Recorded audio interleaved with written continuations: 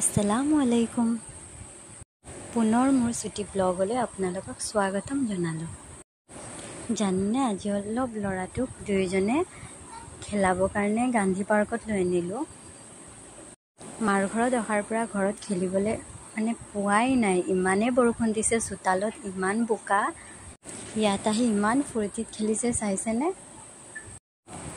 জন্ম হোৱাৰ পৰা এইখিনি টাইম 4-5 বছৰলৈ এজনী মাকৰ বহুত কষ্ট হয়। সেই কষ্টখিনি এজনী ছোৱালীয়ে কেতিয়াও বুজি নাপায়। কেতিয়া বুজি পায় জানেনে? যেতিয়া ছোৱালীজনী এজনী মাক হয় তেতিয়াহে সেই মাকৰ দুখখিনি বুজি পায়। জন্মৰ পৰা এটা বছৰ ল'ৰা বা ছোৱালীৰ ইমানেই বেমাৰ হয়, তাত আটাইতকৈ ভুক্তভোগী হয় মাকজনী।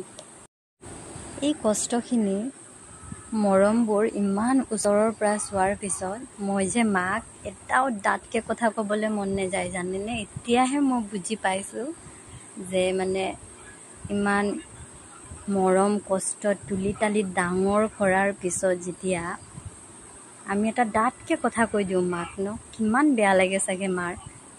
এতিয়াহে বুজি পাইছোঁ। সেয়েহে কৈছোঁ এজনী ছোৱালীয়ে কেতিয়াও মাকৰ দুখ কষ্টবোৰ বুজি নাপায়। বুজি পায় এজনী মাকেহে, যেতিয়া তুমি নিজে মা হ'বা। আজি ইমানেই, ধন্যবাদ।